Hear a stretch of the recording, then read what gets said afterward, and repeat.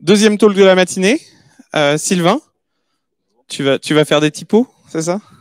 Un typo de typo un typo, dis donc. Donc, merci de l'accueillir, merci de le soutenir. Premier talk de LFT pour Sylvain. C'est parti. Je te passe le micro. Allô. Ouais. Merci à tous. Alors aujourd'hui, donc le sujet, ça va être de parler de charte graphique, donc de couleurs, de typographie, de logo. Et l'idée, ça va être un petit peu de décrypter un petit peu tout ça pour que vous compreniez au quotidien pourquoi les images ou les visuels sont faits de telle ou telle manière et qu'en fait, à chaque fois, chaque chose a un sens. Et le but, c'est de décrypter un petit peu ces sens aujourd'hui et de vous expliquer un petit peu pourquoi on a choisi telle ou telle couleur ou pourquoi telle ou telle typographie ou pourquoi le logo ressemble à ça, quoi. Donc à la base, c'est un cours que je donne à des gens en reconversion professionnelle. Et donc du coup, je me suis dit pourquoi pas en fait en faire un LFT, quoi. Donc je suis pas sûr qu'on ait le temps de tout voir. Après, si vous voulez, je pourrais vous donner la presse pour que vous puissiez creuser un petit peu plus en détail. Mais l'idée, c'est de regarder en premier lieu donc les éléments d'une charte graphique. Ensuite, après des exemples, si on a le temps, comment en créer une et éventuellement les bonnes pratiques. Donc, qu'est-ce que c'est de base une charte graphique? Donc, une charte graphique, en fait, c'est un élément qui va permettre de regrouper, comme je disais, des couleurs, des typographies, des visuels, des éléments vectoriels et des règles, en fait, qui vont régir le fonctionnement, en fait, de l'identité visuelle de la marque. Le but, ça va être de faire quoi? Ça va être de gagner en notoriété et d'avoir une cohérence sur tous les supports. C'est-à-dire qu'en gros, quand vous allez regarder une affiche, par exemple avec du bleu et du jaune, vous allez vous dire peut-être, ah, ça pourrait être une affiche Ikea. Si maintenant vous allez regarder une affiche avec que du rouge et un truc blanc écrit dans un coin, vous allez peut-être vous dire, ça peut être une affiche de Coca.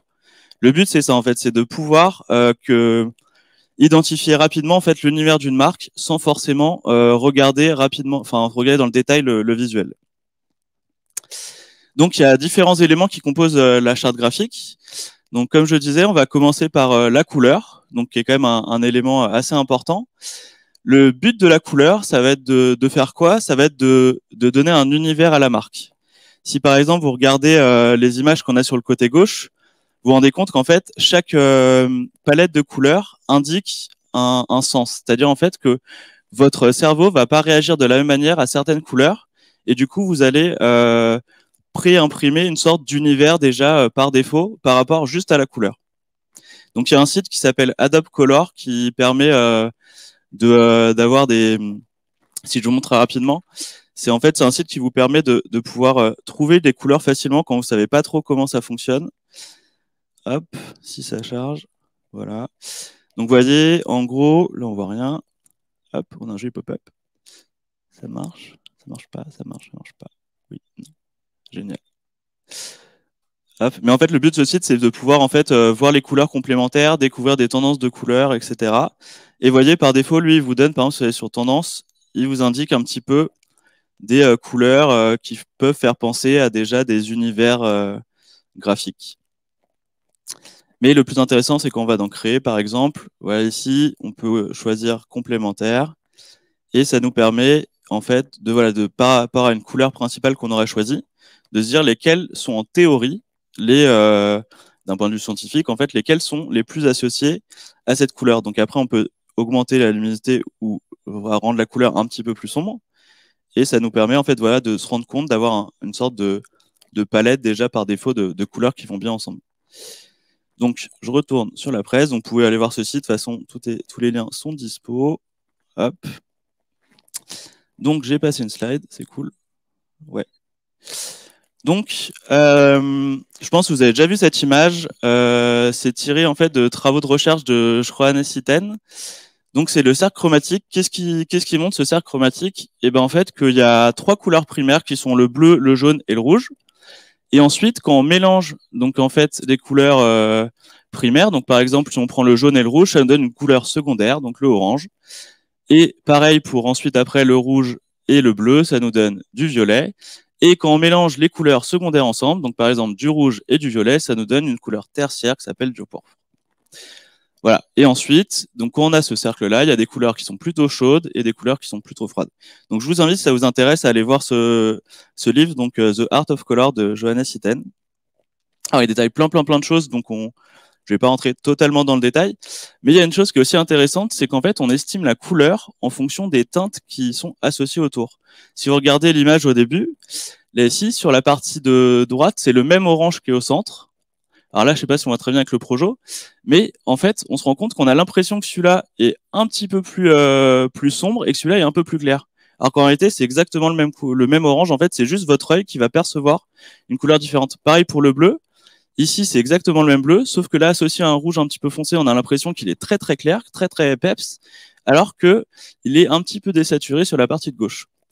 Et comme aussi, on va avoir des ordres d'aberrations chromatiques que notre cerveau va faire, comme par exemple, si on regarde cette image ici, donc là on voit pas très bien, mais en fait en théorie, quand vous regardez, vous allez avoir en fait là ici ça va baver un petit peu.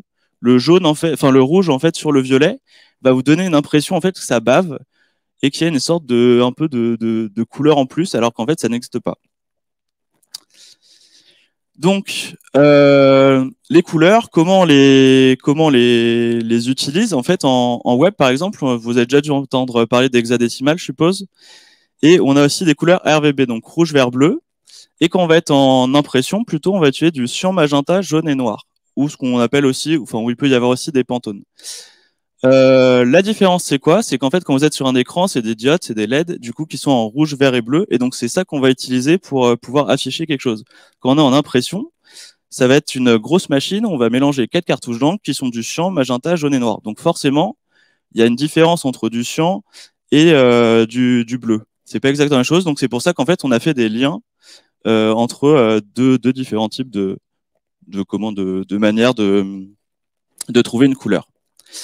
En règle générale, dans une charte graphique, du coup, on évite de dépasser les 2-3 couleurs parce qu'après, du coup, on perd la personne et on se retrouve avec quelque chose qui ressemble plus à Sympa de Noël qu'une identité de marque. Donc après, il y a des sites qui vous permettent de passer facilement de CMJN, RVB, etc. comme ça.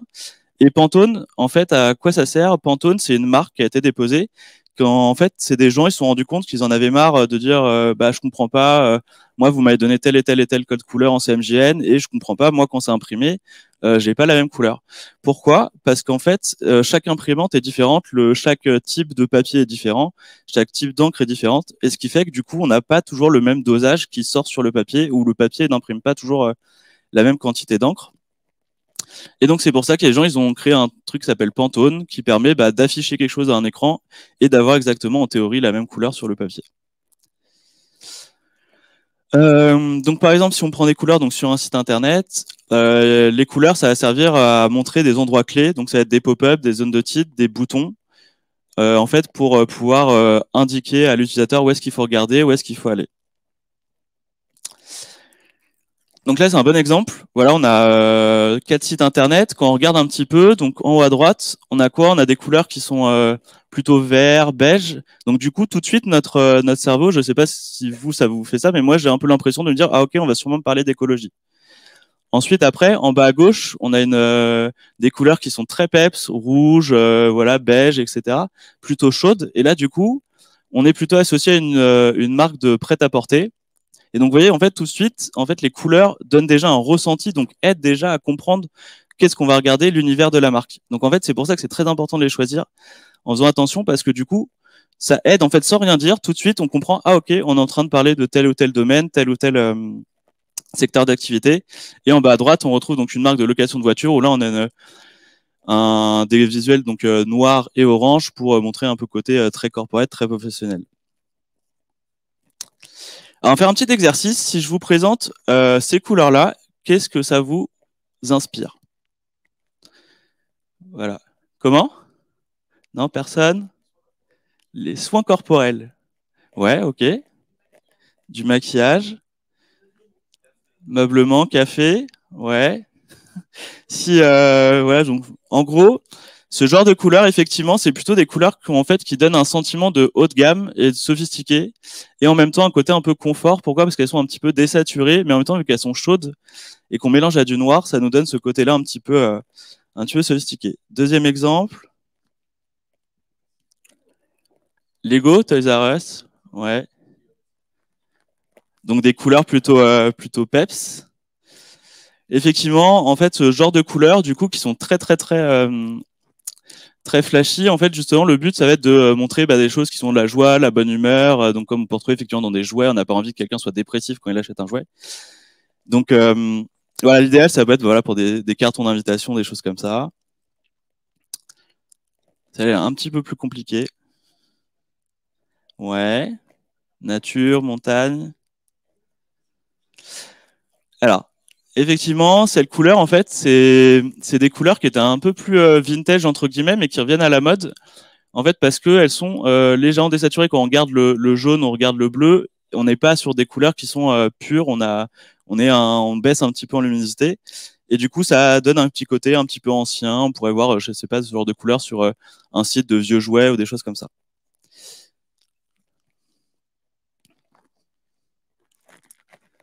Non, plus dur. Non, ça inspire pas. Bon, j'aide un peu. En général, donc ce genre de couleur qu'on trouve, ça, des fois, c'est pour les marques de fitness. Si vous regardez un petit peu, ou alors le côté un petit peu sensation d'énergie. Pourquoi? Parce qu'on a le côté, voilà, un peu granit, pain, pierre, roche, mais en même temps, on a des couleurs très dynamiques comme le bleu qui permettent de rebooster l'identité. Bon, celle-ci, du coup, l'image est chargée un peu vite, mais je pense que vous avez à peu près compris le principe. Donc c'est du noir, du blanc, du gris, et on rajoute une seule couleur pour montrer. Donc en général, c'est plutôt pour des entreprises ou des choses comme ça. Donc on a un côté très sérieux avec le noir, et on vient rajouter une couleur un peu bleue pour dire voilà, on n'est pas en train non plus de faire juste un truc qui est super chiant. Donc il faut savoir qu'en fait chaque couleur a une signification. Alors ça reste très théorique, hein, parce que quand voilà on associe par exemple le jaune à la tromperie, bon ça reste on va dire assez théorique. Donc, pour un petit exemple, donc il y a le bleu en général, on l'associe au calme, au changement, à la confiance. Le rouge plutôt à la vie, l'amour, le passion. Le jaune à la gaieté, jeunesse, prudence. Tromperie, comme je disais, c'est un peu voilà.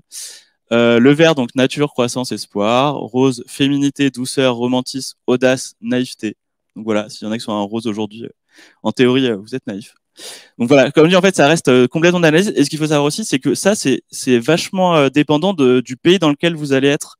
Parce qu'en fait, nous par exemple, voilà, on a nos codes, nous ici en France, en Europe. Si marrant, vous allez au Japon ou dans des pays comme ça, vous allez peut-être pas du tout avoir les mêmes ressentis. Donc ça, c'est très important si jamais vous travaillez ou avec des marques qui sont internationales, de faire attention à ça. Euh, donc pour vous donner un petit exemple, l'utilisation de la couleur, elle peut servir à deux choses, soit indiquer dans le domaine d'activité dans lequel on est, soit faire justement l'effet inverse, dire qu'on fait un truc super bien alors qu'on fait de la merde. Si par exemple on regarde BP, vous regardez quoi? BP, ils ont un logo qui est vert, avec un petit trèfle en disant ah nous on fait des trucs écolo, c'est cool. Bah non, en réalité on fait de l'essence quoi. Donc voilà, en fait, c'est ça, ça peut tout de suite influer et montrer des choses qui sont justement opposées pour dire non, non, nous on fait des choses bien. Donc voilà, ça donne un petit exemple. Et après, il y a toujours des marques qui sont comme Microsoft, Google, eBay, des choses comme ça, qui elles ont pas voulu trancher, se sont dit nous voilà, on est multiculturel, on est multi sensoriel entre guillemets, on correspond à plusieurs codes et donc du coup on en utilise plusieurs dans notre identité de marque. Un deuxième point qui est important, après les couleurs, c'est la typographie. Pourquoi? Parce qu'en fait, la typographie, ça permet de donner tout de suite aussi un style à votre marque. Donc en gros, si on regarde, il y a deux types de police en général, ça s'appelle sans shérif et sérif. La différence, c'est quoi? C'est les petits empaquetements que vous voyez au bout des lettres. Soit ça va se finir de manière droite, ce qu'on appelle sans shérif, donc qui donne un côté assez moderne en général, assez droit, carré, ou alors plutôt shérif, où là on va avoir des choses qui se passent sur les côtés, et là on va avoir côté un petit peu plus ancien, posé, moderne, enfin pas moderne justement, ancien ou posé. Et donc pareil, tout ça, ça influe un petit peu sur notre ressenti. Et ce qu'il faut savoir, pareil, comme pour les couleurs, l'idéal c'est pas en avoir trop non plus dans une charte graphique. Pourquoi? Parce que pareil, on va perdre l'utilisateur. Donc en général, on utilise deux, une plutôt pour le corps et après pour le titre et pour forcément éventuellement le logo. Alors je sais pas si vous avez déjà vu ça dans votre vie. Il faut savoir qu'une typographie peut se détailler. Voilà, il y a des gens qui leur travail, c'est des typographes qui créent des typographies et du coup eux travaillent toute la journée sur ce genre de choses. Et donc en fait, on se rend compte que en élément très important, donc on a déjà un petit peu vu. Donc c'est les histoires d'empattement qu'on voit là-bas. Et après, il y a deux choses aussi qui ouais, je le micro. Il y a deux choses aussi qui sont importantes, c'est les pleins et les déliés. Donc en fait, c'est la différence que vous avez entre l'épaisseur d'une lettre à différents endroits de cette lettre. Donc vous voyez, en gros, on n'a pas la même ambiance si on voit quelque chose qui est tout à fait tout le temps de la même épaisseur, ou alors si on a justement un petit côté un peu plus fin, un peu plus large. Donc voilà, après on a donc des contreformes ascendantes, qui montent, qui descendent, hauteur d'œil. Et après, on peut jouer aussi sur l'interlignage entre les lettres, donc ou alors sur aussi le fait qu'on a deux lettres, enfin deux textes qui sont l'un sur l'autre sur l'interlignage aussi.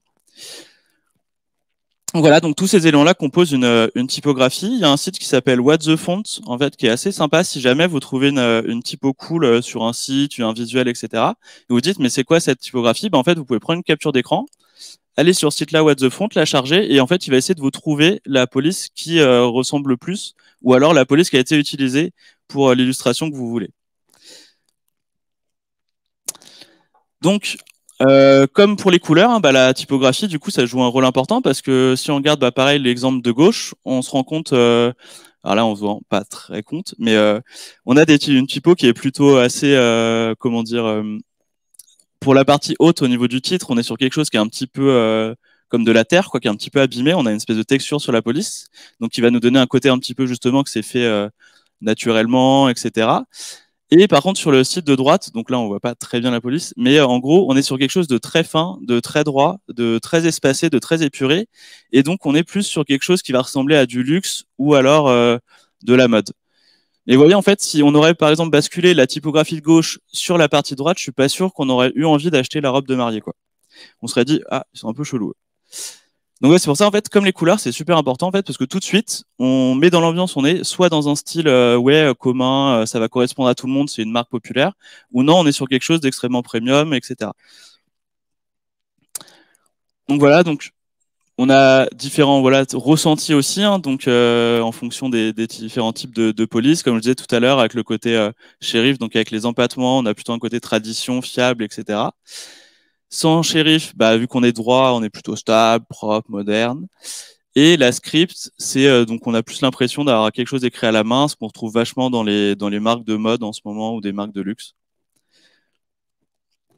Donc comme je le disais, donc pour une charte graphique, en général, on va utiliser donc une police principale qui va servir pour les titres et une deuxième qui va plutôt servir pour les sous-titres ou alors les différents éléments du site. Donc en général, l'idée c'est d'avoir une grosse police qui se voit bien pour les titres et une un petit peu plus discrète pour les sous-titres. Donc voilà, je lui ai pris un peu d'avance. Et éventuellement, voilà, après on peut choisir une troisième police qui va, elle, va servir pour les call to action ou pour mettre en avant des éléments bien précis qu'on voudrait montrer. Et ce qu'on trouve aussi, bah, je pense qu'en tant que développeur, du coup, vous avez déjà tous vu ce genre de choses. Ce qu'il faut savoir, c'est que en fait, une typographie, bah, c'est une taille, et que cette taille, bah, du coup, on va pas mettre la même en fonction des mobiles, des devices ou des tablettes sur lesquels on va travailler. Donc du coup, forcément, si on a un élément qui est comme affiché comme le titre 1, donc là, on se dit, bah, sur cet écran, ça va, c'est pas dérangeant. Maintenant, si on met la même taille sur notre téléphone, je pense qu'on va pas voir grand-chose, à part peut-être le LE, level, peut-être level avec un peu de chance. Donc du coup, dans une charte graphique, on est censé, normalement, si elle est bien faite, indiquer les dimensions de la police en fonction du device sur lequel l'utilisateur sera. Donc, si on prend l'exemple ici, donc on a une police qui sert pour du jujitsu, voilà, qui est un petit peu comme si on l'avait écrit avec un pinceau, qui donne un côté un peu artisanal au site, un petit peu, voilà, nous on a des valeurs un petit peu ancestrales, etc. Mais pour le reste du site, après, on est sur une police beaucoup plus droite pour refaire descendre un petit peu et refaire ce lien. Bah voilà, on a des valeurs culturelles qui sont fortes, mais en même temps, on est des gens assez sérieux. Donc quelques polices qui sont connues. Donc on a par exemple la Baskerville, donc qui date quand même des années 1750. En fait, il faut savoir que toutes les polices qu'on utilise aujourd'hui sont quand même relativement anciennes en général dans l'ensemble. Donc du coup, ça a été voilà, c'est une police qui a été créée en fait pour de la lisibilité sur les textes et permettent de bien voir les textes. Après, on a la Cambria aussi, donc elle qui a été conçue spécifiquement pour être lue sur des écrans. Alors on pourrait se dire que justement, vu qu'il y a des empattements, c'est plus compliqué, etc. à lire. Mais en fait, justement, ce qui s'est passé, c'est que quand les gens sont passés du papier aux écrans, ils avaient besoin de retrouver une certaine linéarité. Et donc du coup, c'est à ça que les empattements servent, à recréer une sorte de ligne imaginaire, en fait, quand on va regarder quelque chose sur un écran. Et ça va nous permettre de lire plus facilement. Ensuite, après, on a la Courrier, donc là, je pense que vous avez déjà tous dû voir, si jamais vous oubliez, enfin, vous ouvrez un bloc-notes ou des choses comme ça. Donc là, voilà, on a un côté très rétro, très droit, même malgré avec des empattements aussi. La Dido, donc pareil, la Dido, c'est une police que j'aime beaucoup en fait parce que, alors là, pour le coup, comme je vous disais tout à l'heure, on a une grosse différence entre les pleins et les déliés.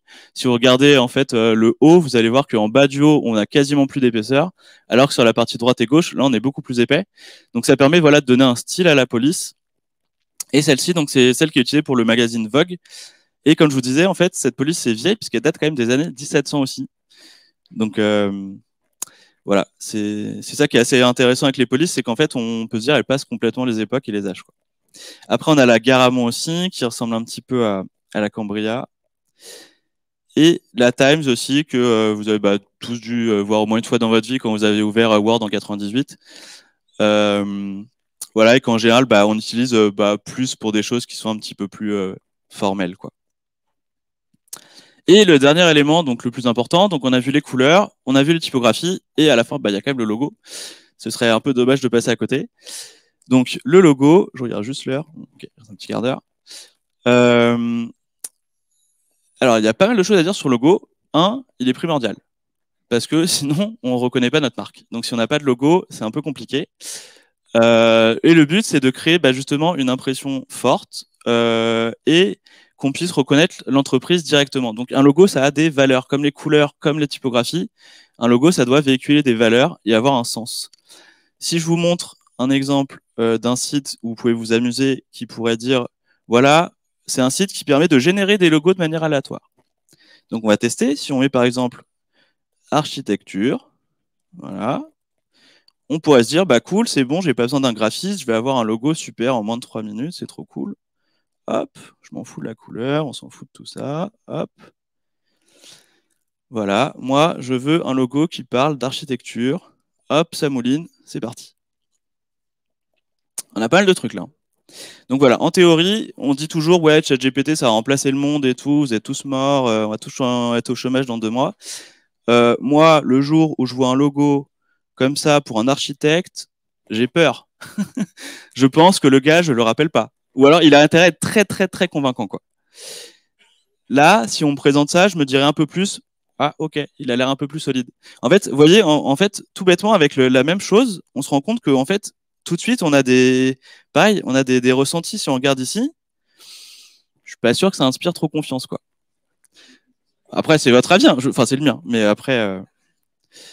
Donc voilà, en fait, c'est là où je me dis, en fait, un logo, c'est important, c'est qu'en fait, comme les couleurs, la police, tout de suite, ça donne un ressenti et ça aide forcément à faire adhérer à votre marque, à votre cause. Donc c'est pour ça que c'est très important de le travailler. Donc, si on regarde par exemple, voilà, cet exemple-là, c'est un peu comme ce que je viens de vous montrer. Le logo en haut à gauche, il vous fait penser à quoi? Si voilà, vous devez dire, cool logo, c'est une boîte de quoi? Sécurité, ouais. D'autres avis? Non?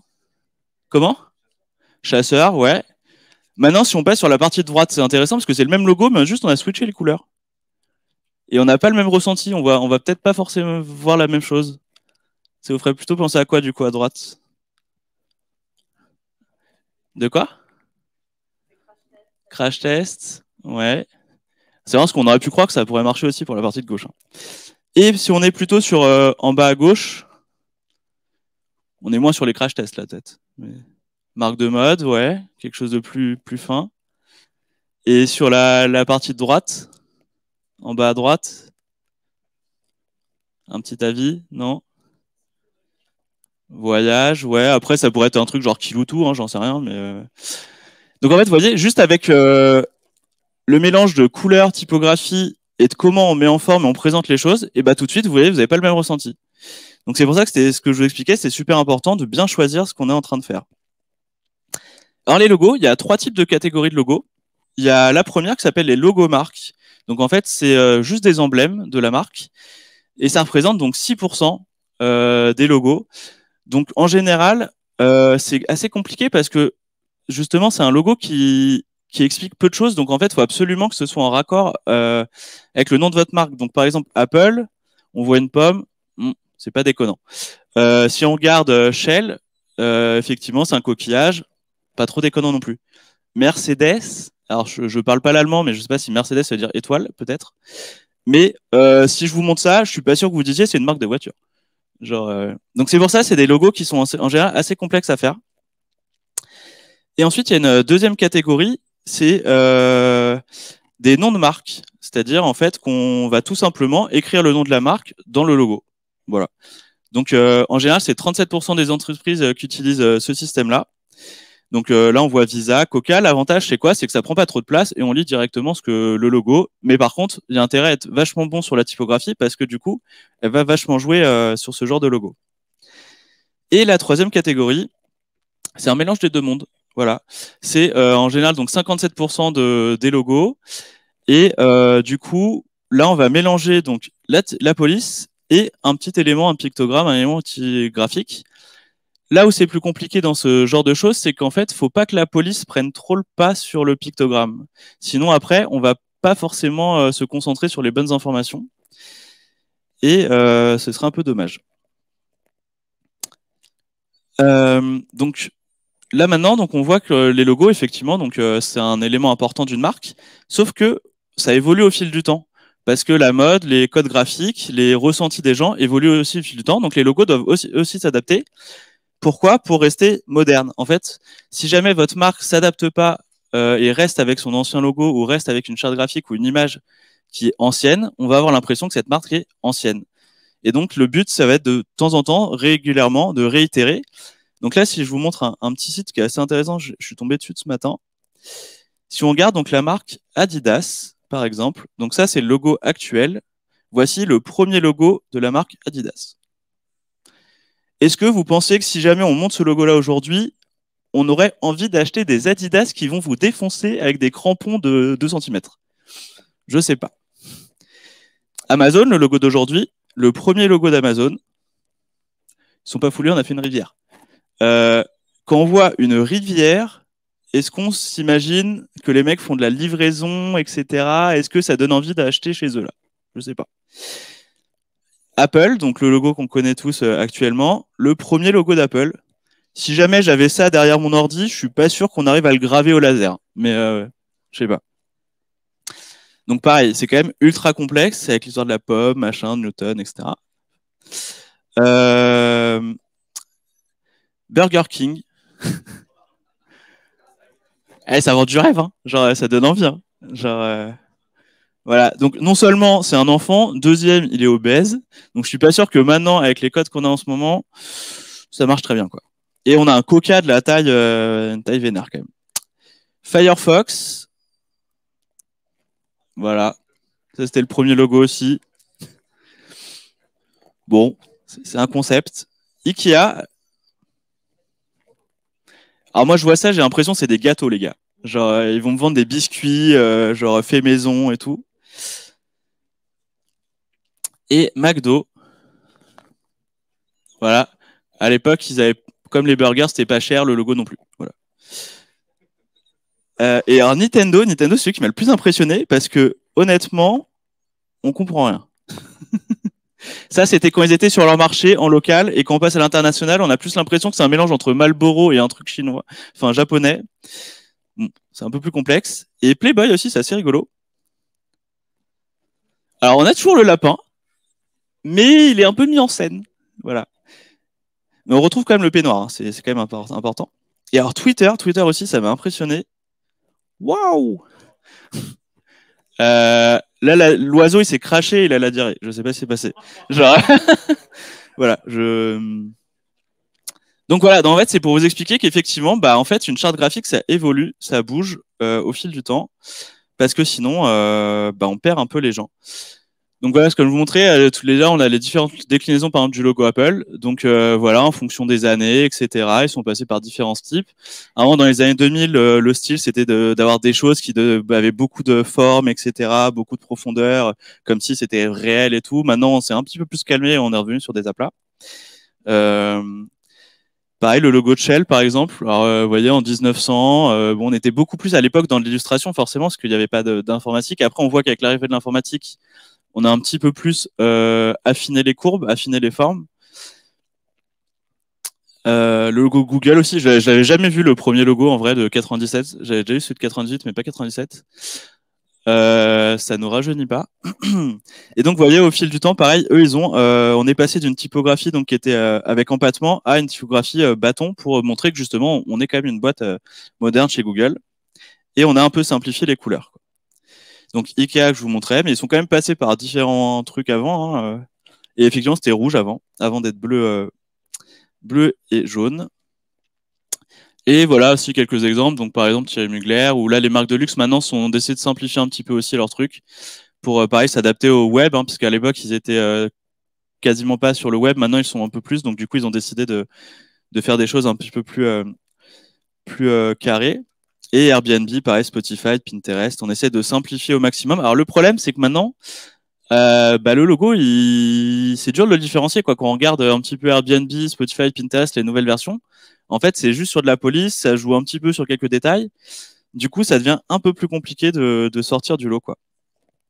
Donc on a Peugeot aussi. Alors Peugeot, c'est assez intéressant parce que en fait, c'est quand même une entreprise qui a quasiment 200 ans, qui a même même 200 ans. Et en fait, leur dernière version qu'ils ont sortie, et ben ils sont revenus sur le côté rétro. Ça se fait vachement maintenant en ce moment.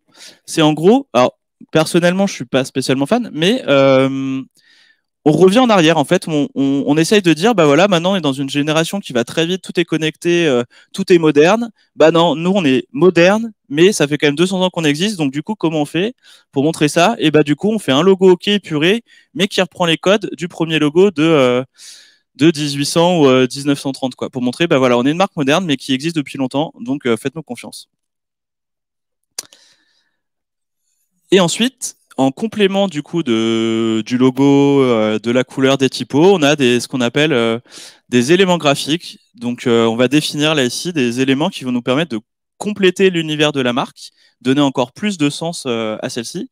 Donc, souvent, on utilise des photographies. Donc après, on va indiquer le style des photographies, si elles sont en noir et blanc, si elles sont en couleur, si elles sont avec beaucoup d'humains, pas beaucoup d'humains, etc. L'idée, bah voilà, c'est de toujours compléter l'univers de la marque. On peut aussi utiliser des illustrations. Donc en temps normal, on utilise ça pour donner de l'humain. Quand par exemple, voilà, on n'a pas envie d'utiliser des photographies qui sont parce que c'est un côté voilà très réel, ça donne quelque chose de réel, etc. Si là on veut se détacher un petit peu de ça et voilà, on n'a pas forcément des droits ou si on a envie voilà de présenter des choses qui sont complexes, on va plutôt utiliser des illustrations. Donc ça, par exemple, c'est des illustrations de Doctolib. Et ensuite, après, on a encore d'autres éléments qui peuvent s'ajouter à ça. Ça va être des petits éléments qu'on peut retrouver pour des slides, pour des présentations, pour des enveloppes, pour des choses comme ça. Et donc, tout ça, ça complète, ça fait ce qu'on appelle une charte graphique. Et en plus, on peut aussi retrouver, donc si c'est une marque qui est sur le web, toute une partie icône. Alors vous allez voir, c'est assez intéressant parce qu'en général, moi je vois la différence, les développeurs la voient un peu moins. Là, quand je dis un développeur, tu as un logo Facebook, il me dit oui, j'en ai une vingtaine devant moi. Moi, je lui dis, gros, je sais pas exactement lequel tu préfères. Parce qu'en fait, on se rend compte que là, on présente effectivement le logo Facebook, mais d'une manière complètement différente à chaque fois. Des fois, on va avoir des ombres, des fois, on va avoir un dégradé, des fois, on va avoir un aplat. Et en fait, on se rend compte que bah, il peut y avoir plein de façons effectivement de le présenter. Et la charte graphique elle va être là pour dire à quelqu'un, bah voilà, moi je veux pas que vous utilisiez mon logo de telle ou telle manière avec un carré par exemple, ou je préfère que ce soit un rond. Et donc en fait c'est important de trancher parce que sinon on se retrouve avec quelqu'un qui va vous créer votre site ou des choses comme ça, il va dire ok je prends au pif celui que je préfère. Sauf que peut-être que vous n'avez pas envie de, bah, si vous prenez celui-là, peut-être que c'est pas forcément celui-là que vous avez envie de montrer. Et après, on a un dernier élément aussi, qu'on ne se plus là pour le coup que sur du web, hein, parce que du coup, les boutons n'existent pas en print. Donc les boutons, bah pareil, on a plusieurs états hein, qui vont être soit actifs, soit quand on passe la souris, quand on appuie dessus, soit quand il se passe rien. L'idée, bah pareil, c'est de toujours de diriger l'expérience utilisateur et la personne au bon endroit, et donc du coup, bah pareil, de éviter le moins possible de choses qui vont pas être comme vous vouliez au niveau de votre marque, les imprévus quoi. Et pareil, bah les boutons, bah pareil, si jamais on présente un bouton avec une couleur, etc., on va avoir envie d'appuyer dessus. Par contre, s'il est pas cliquable et que du coup on se rend compte que ah ouais, on a vraiment envie d'appuyer dessus parce qu'il est bien mis en avant, c'est un peu con. Et comme pareil, c'est intéressant aussi dans les boutons d'expliquer. Vous voyez, un bouton qui s'appelle OK ou View More, ça nous dit pas vraiment ce qui va se passer derrière. Par contre, si juste on rajoute un petit détail comme confirme réservation, bah c'est tout bête, mais tout de suite, on comprend beaucoup mieux ce qui se passe et on va aider l'utilisateur. Et après, il y a aussi bah, la disposition. Voilà, si on regarde effectivement l'exemple du haut, on pourrait un peu se demander qu'est-ce qu'il faut lire en premier, qu'est-ce qui est important, ce que je dois faire, est-ce que le bouton est cliquable ou pas, etc. Alors qu'en gauche, enfin en bas, on est plus sur une logique de gauche à droite de lecture. On va regarder le titre, éventuellement le sous-titre, mais on va être tout de suite en fait après le titre aspiré par la couleur du bouton. Et donc du coup, tout ça, c'est des éléments qui peuvent être dans une charte graphique. Après, on retrouve bah, voilà différents états, différents types de boutons. Donc ça peut être aussi, ça peut être des éléments qu'on retrouve aussi. Donc si on regarde, donc là je vais passer très rapidement parce qu'il y a 2 minutes. Mais en gros, quand on regarde Coca, donc voilà, on retrouve bien donc le rouge, des couleurs peps, des couleurs flashy pour montrer que voilà, malgré que ce soit une vieille marque, bah, en fait en réalité ils sont quand même assez modernes. Mastercard, ils n'avaient pas grand-chose à dire, donc du coup, qu'est-ce qu'ils se sont dit? On va faire quoi? Un logo qui fait le lien avec 2 ronds pour montrer qu'en fait, nous, on est le lien entre 2 personnes qui sont le vendeur et l'utilisateur, donc c'est pour ça qu'on a ces 2 ronds qui se mélangent. Et qu'est-ce qu'on met sur notre site? Bah, une espèce de grand visuel pour montrer la découverte, le voyage qui incite les gens à utiliser sa carte bleue partout dans le monde, quoi. En gros, on sera jamais bloqué grâce à Mastercard, quoi. Starbucks, l'idée c'est voilà, c'est de montrer qu'on a des cafés qui sont de qualité, mais en même temps on est une marque assez moderne. Enfin ça ils l'ont un peu vendu assez récemment maintenant. Et donc du coup on a des couleurs, bah voilà, un petit peu flashy, un petit peu moderne, etc. Apple, bon on le représente plus, mais voilà, là le principe c'est quoi? C'est de dire que bah nous on n'est pas les téléphones de n'importe qui, donc du coup on met une police très bâton, très simple. On présente quoi? Le visuel sur fond blanc, un peu de noir pour montrer que voilà on a un côté un petit peu luxe et basta. Airbnb, bah là l'idée, bah pareil, ça va être de mettre en avant plutôt des trucs colorés, des choses qui donnent envie d'aller au voyage, des bords arrondis, voilà, des couleurs un petit peu peps. Et à la fin, on a aussi Bedrock. Bon, je pense que je vais pas détailler ce que c'est Bedrock, enfin, ça ira, je pense. Et bah, je voulais vous rappeler que en fait, bah, chez Bedrock, on a une charte graphique aussi. Qui est dispo donc dans l'adresse slide aussi sur Figma ou alors dans le dossier Drive.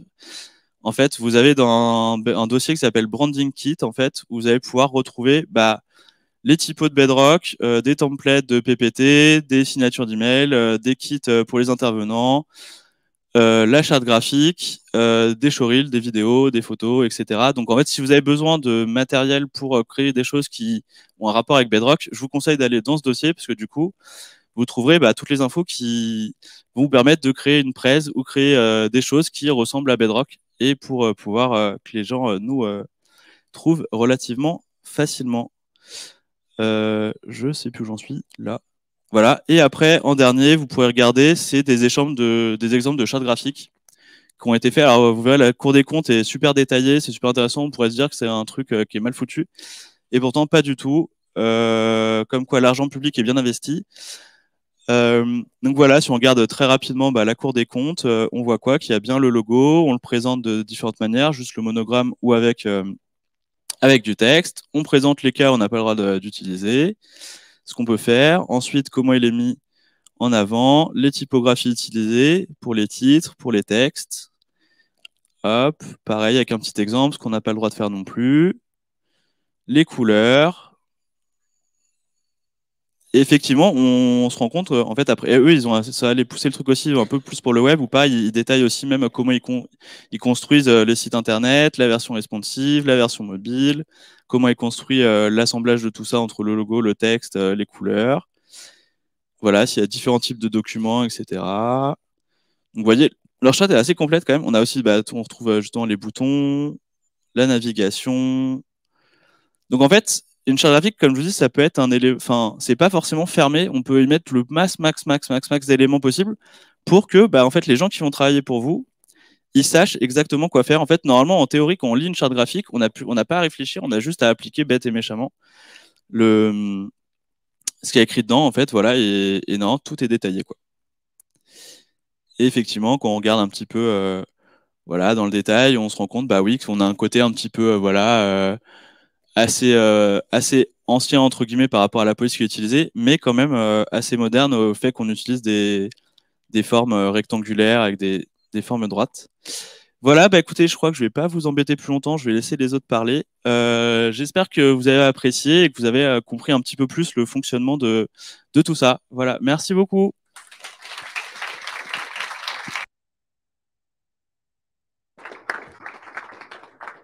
Allô, allô? Je sais pas si on m'entend dans l'amplification. Je suis pas certain. J'ai pas l'impression. Est-ce qu'il y a une question dans la salle? On va se permettre une question et après on passera au tour suivant. Il y a une question sur le chat. Tu peux cliquer sur celle que tu veux. Allez, la première. Vas-y, appuie dessus. Pas la première ou la deuxième. Ouais, Christophe est là, il est dans la salle et sur Internet, il est partout, Christophe. D'où d'où vient le nom d'où vient le nom de la shérif? Aucune idée. On va faire la deuxième. Bonne question, mais je pense que Google est ton ami. J'ai aucune idée. Mais bonne question.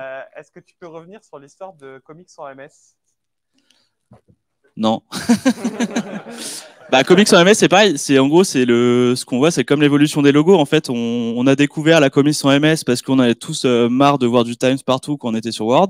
Ils ont sorti une police qui était un peu sympa, un peu arrondie, un peu fun. On s'est dit, OK, on va pouvoir le mettre sur tous les trucs de la boulangère du coin, de notre logo, de ce qu'on veut. Et à la fin, on a tellement poussé le truc un peu trop loin en mode, mais attendez, du coup, on voit la Comics sans MS partout. Et c'est là, du coup, que la charte graphique rentre en jeu. C'est en mode, ouais, mais du coup, si on la voit partout, on va arrêter de l'utiliser parce qu'en fait, ça sert plus à rien. On se différencie plus, en fait. Et donc, du coup, c'est pour ça que je pense qu'après, les gens se sont dit, ouais, non, on va arrêter ça. Et puis maintenant, plus personne l'utilise parce que du coup, puis, tout le monde s'est dit, non, en fait, maintenant, ça fait même limite un peu ringard de l'utiliser, quoi. D'ailleurs, s'il y en a qui veulent appliquer des effets arc-en-ciel sur les couleurs, enfin, sur les polices, un peu à la word art de Word, c'est possible aussi, mais le ressenti sera pas pareil non plus, quoi. Voilà. Merci.